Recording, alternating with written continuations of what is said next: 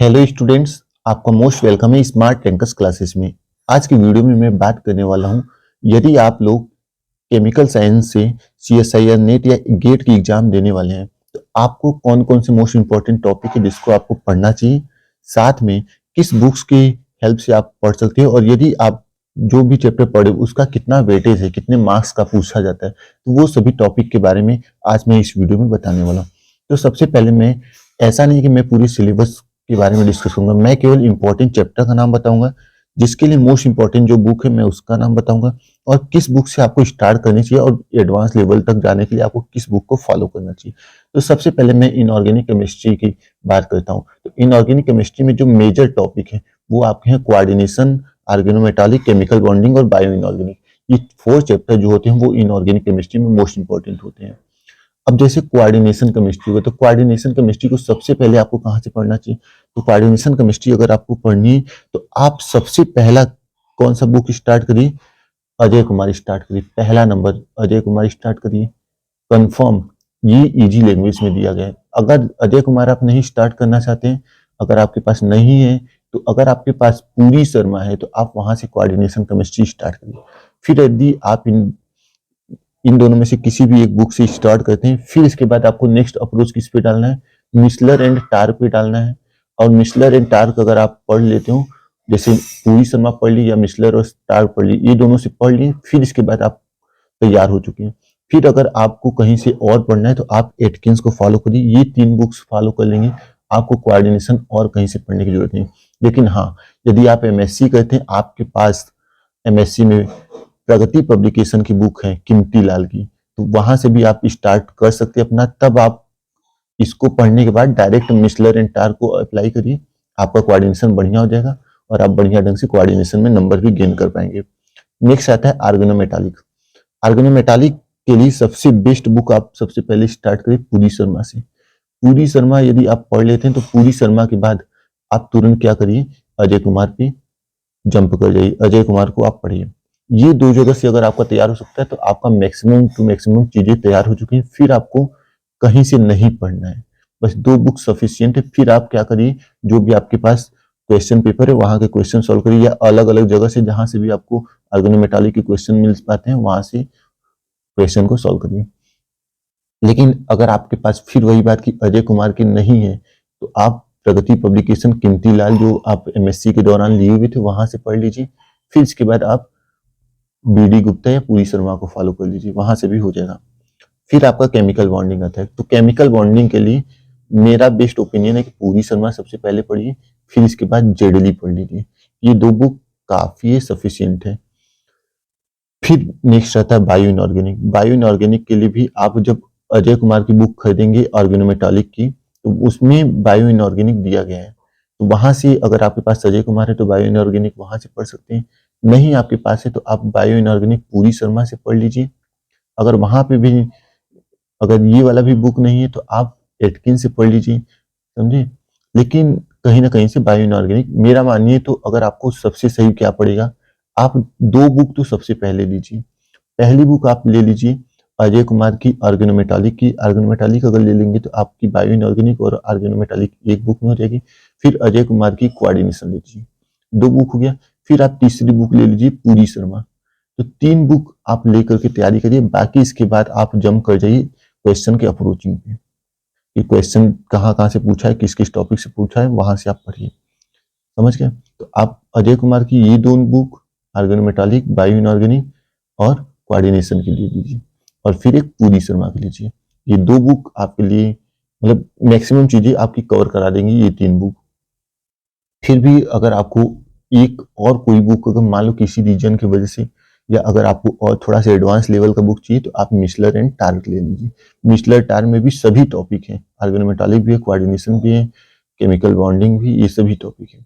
आप ये भी बुक ले सकते हैं, लेकिन मेन आपके पास अजय कुमार की दोनों और पूरी शर्मा ये बुक होनी चाहिए। अब आप देखना चाहे तो यहाँ से देख सकते हैं कि क्वेश्चन कोऑर्डिनेशन 22 मार्क्स के आ रहे हैं, ऑर्गेनोमेटालिक 25 मार्क्स के आ रहे हैं, केमिकल बॉन्डिंग 9 मार्क्स की, और बायो इनऑर्गेनिक भी अप्रोक्स 9 मार्क्स के आ रहे हैं। तो इतने इतने मार्क्स के क्वेश्चन आ रहे हैं, तो यहाँ से ही आपका 50% लगभग लगभग क्वालिफाइड करने के लिए आपकी चीजें हो गई। तो आप एक तरीके से इतना इस इनऑर्गेनिक केमिस्ट्री में इतना टॉपिक को आप पढ़ सकते हैं। नेक्स्ट अगर हम लोग बात करें ऑर्गेनिक केमिस्ट्री में, ऑर्गेनिक केमिस्ट्री का जो मेजर टॉपिक जो आपको पढ़ना चाहिए उसके बारे में हम बात करते हैं। ऑर्गेनिक में आपको पहला टॉपिक है पेरीसाइक्लिक रिएक्शन। तो पेरीसाइक्लिक के लिए आप मेरा मानिए तो जगदम्बा सिंह से, केवल और केवल पेरीसाइक्लिक जगदम्बा सिंह से पढ़ करके आप एग्जाम को दीजिए बढ़िया ढंग से। आपके मैक्सिमम क्वेश्चन पेरीसाइक्लिक के जगदम्बा सिंह से ही हो जाएंगे। यहाँ से पेरीसाइक्लिक पढ़ने के बाद आप डायरेक्ट क्वेश्चन अप्रोच करिए, जो भी नेट के क्वेश्चन है वहां से तैयारी करिए। फिर फोटो केमिस्ट्री आप चाहे तो पढ़ सकते हैं, लेकिन फोटो केमिस्ट्री आप इस यूनिट को छोड़ भी सकते हैं। लेकिन हाँ, अगर आपको पढ़ना है तो पेरीसाइक्लिक जब जगदम्बा सिंह का खरीदेंगे तो उसमें फोटो केमिस्ट्री दिया गया है, समझ गए। तो ये हो सकता है फोटो केमिस्ट्री के लिए भी। फिर रिएक्शन मैकेनिज्म, तो रिएक्शन मैकेनिज्म के लिए मेरे हिसाब से अगर आपको बेस्ट बुक पढ़ना चाहिए तो आपके पास होना चाहिए पीएस कल्सी की रिएक्शन मैकेनिज्म की बुक। अगर आपके पास पीएस कल्सी की रिएक्शन मैकेनिज्म की बुक नहीं है या पीटर स्टाइक्स का है तो यहाँ से पढ़ सकते हैं। अगर ये भी नहीं है तो आप और कोई बुक है जिसमें रिएक्शन मैकेनिज्म दिया गया है तो वहां से आप रिएक्शन मैकेनिज्म को बढ़िया ढंग से तैयार कर लीजिए। लेकिन हाँ, बेस्ट बुक अगर रिएक्शन मैकेनिज्म की कोई भी होती है तो वो पीएस कल्सी मेरे हिसाब से बेस्ट बुक है, जिसकी लैंग्वेज भी जी और आसानी तरीके से आप समझ भी सकते हैं। फिर नेम रिएक्शन के लिए, तो नेम रिएक्शन के लिए आपके पास है नेम रिएक्शन के लिए आपके पास बेस्ट बुक है एसेंस सरन्याल।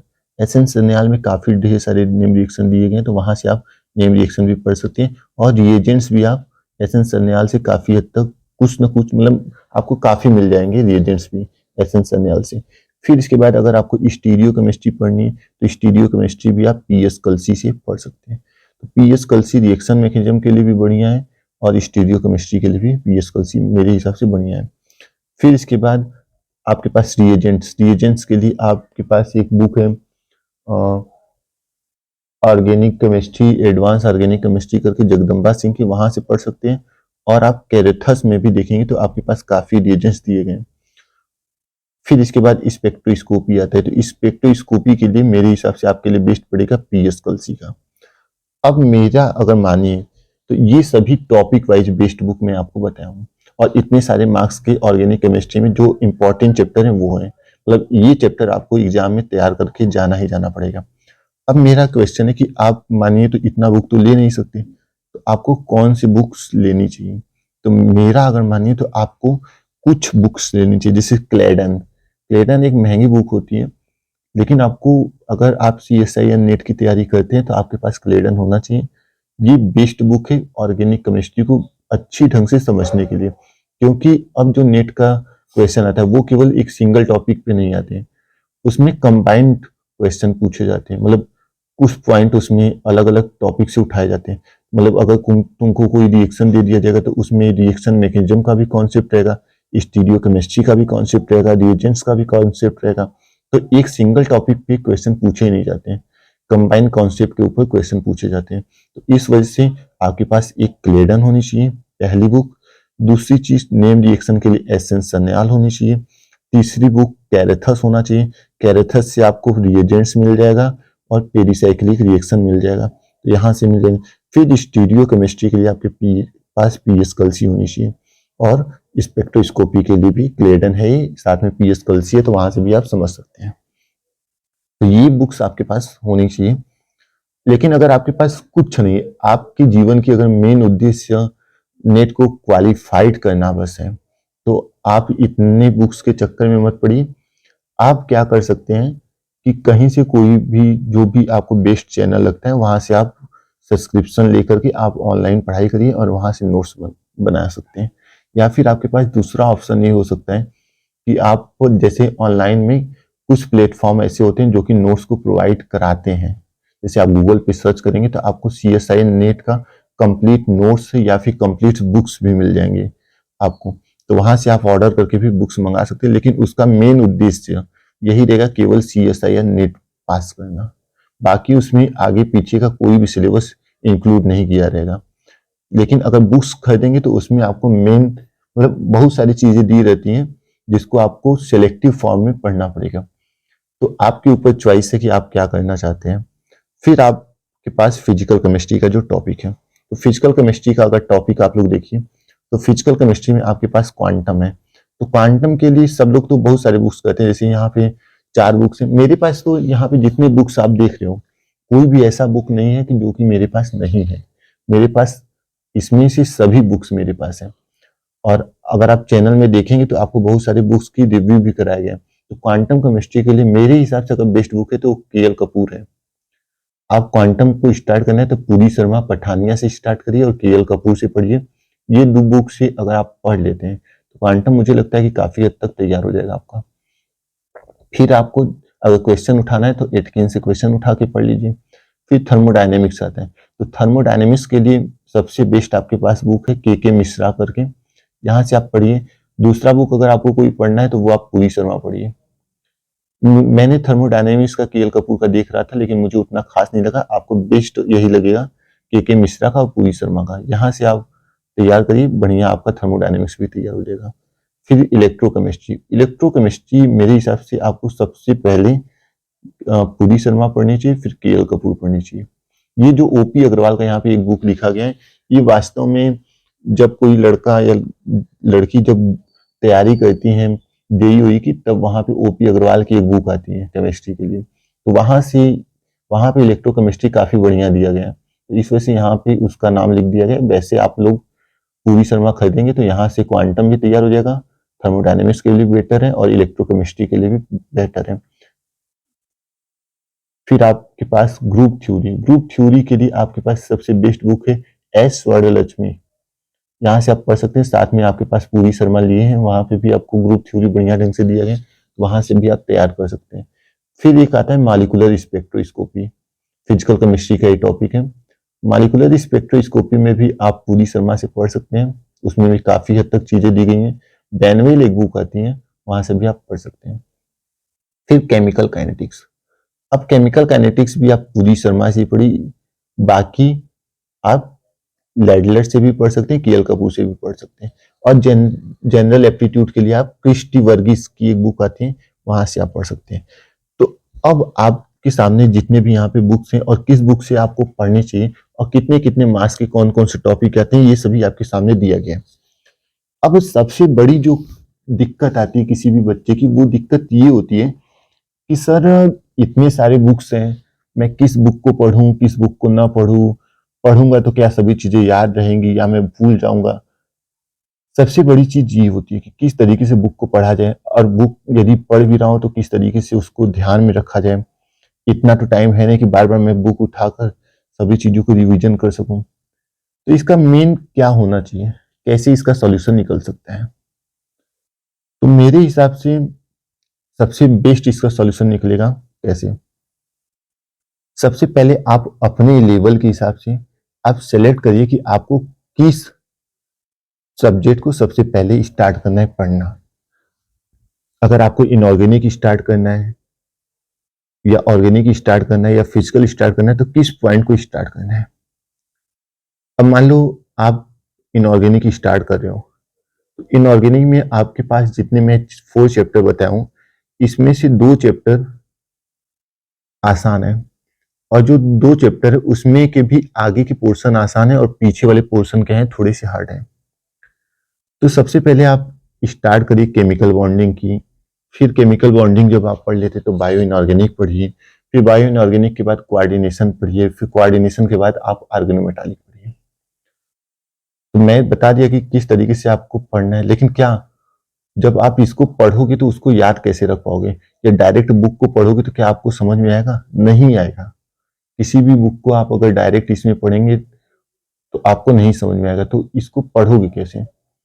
सबसे पहले आपको YouTube पे जाना है और YouTube पे जाने के बाद जैसे आपको केमिकल बॉन्डिंग पढ़ना है तो आप YouTube पे सर्च करोगे केमिकल बॉन्डिंग CSIR नेट। और जब वहां पे chemical bonding CSIR net search करोगे तो वहां पे नीचे बहुत सारे अच्छे अच्छे टीचर्स के प्लेलिस्ट दिख जाएंगे। अब उस प्लेलिस्ट में अगर आप 1-2 टीचर की कोई ना कोई वीडियो पढ़ोगे तो आपको लगेगा कि हाँ, इस टीचर का मुझे समझ में आ रहा है। हो सकता है किसी दूसरे बच्चों को किसी दूसरे टीचर का समझ में आ रहा हो। तो वहां से आपको क्या करना है कि जिस टीचर की आपको चीजें समझ में आ रही है वहां से उस पूरे प्लेलिस्ट को आप डाउनलोड करोगे। क्या करोगे? पूरे प्लेलिस्ट को आपको मोबाइल में डाउनलोड कर लेना है और वहां से उस प्लेलिस्ट को देख करके अपने हाथ से लिख करके नोट्स बनाने हैं।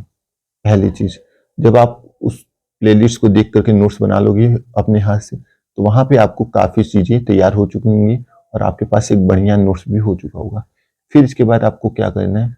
फिर आपको इसके बाद बुक्स पढ़ना है। अब इसके बाद जब आप बुक्स पढ़ोगे तो वहां पे आपको चीजें बहुत अच्छे ढंग से समझ में आने वाली है। और जब आपको चीजें समझ में आएंगी तो आप फिर बुक्स में क्वेश्चन भी दिए रहेंगे, तो वहां से आपको क्वेश्चन को अप्रोच करना है। फिर वैसे जब एक प्ले लिस्ट आपका पूरा हो गया तो आपको दूसरा प्ले लिस्ट पढ़ना है। अब जैसे मैंने इनऑर्गेनिक बताया कि केमिकल बॉन्डिंग आपको पहले पढ़ना है, फिर बायो इनऑर्गेनिक बाद में पढ़ना है, तो ये हो गया। फिर इसके बाद अगर ऑर्गेनिक में जाओ तो ऑर्गेनिक में कुछ चैप्टर है जिसको आप एक तरीके से स्टार्ट करिएगा। जैसे मान लो कि आप पेरीसाइक्लिक अलग से पढ़ सकते हो, इसमें कोई भी उतनी ज्यादा चीजें नहीं कि जो कि आपको दूसरे पार्ट से रिलेटेड है। स्पेक्ट्रोस्कोपी भी आप अलग से पढ़ सकते हो, लेकिन आपको reaction mechanism, name reaction, stereochemistry और रिएजेंट्स, ये जो 4 चैप्टर हैं, इस चारों चैप्टर को एक साथ आपको पढ़ना पड़ेगा, क्योंकि यहाँ से कंबाइन कॉन्सेप्ट के क्वेश्चन आते हैं। तो इन चारों चैप्टर को अगर एक साथ पढ़ोगे तो आपको काफी बेनिफिट मिलेगा। तो यहाँ से इन चारों चैप्टर की अलग अलग जगह से प्लेलिस्ट आप डाउनलोड करके एक तरफ से सबको देख करके अपना नोट्स बनाना स्टार्ट करेंगे। फिर इसके बाद आप नोट्स जब बन जाएगा तो फिर इसके बाद आप केवल और केवल क्वेश्चन अप्रोचिंग पे प्रैक्टिस देंगे कि कहाँ से क्वेश्चन आ रहा है, किस टॉपिक से क्वेश्चन आ रहा है, तो वहां से आपकी चीजें तैयार होंगी। समझे? फिर इसके बाद फिजिकल में, तो फिजिकल में मेरे हिसाब से कुछ ऐसे टॉपिक हैं जो एक दूसरे से इंटर रिलेटेड नहीं है। जैसे ग्रुप थ्योरी आप पढ़ सकते हो, केमिकल काइनेटिक्स पढ़ सकते हो, ये 2 टॉपिक पढ़ सकते हो। फिर इसके बाद स्पेक्ट्रोस्कोपी पढ़ने के लिए आपके पास थोड़ा बहुत क्वांटम का नॉलेज होना चाहिए। तो मेरा कहने का मतलब है ग्रुप थ्योरी यहाँ से पढ़ लो अलग से, केमिकल काइनेटिक्स पढ़ लो, फिर आप स्पेक्ट्रोस्कोपी और क्वांटम पढ़ लो, थर्मोडायनेमिक और इलेक्ट्रोकेमिस्ट्री आप लास्ट में थोड़ा थोड़ा आगे के पार्ट्स को चेक कर लेना। इस तरीके से आप चीजों को स्थिर करके सोच समझ के तैयारी करेंगे तो आप बुक्स के थ्रू भी काफी हद तक बढ़िया नंबर गेन कर सकते हैं। तो यही सब चीजें हैं। फिर हम लोग मिलेंगे नए वीडियो के साथ, तब तक के लिए धन्यवाद।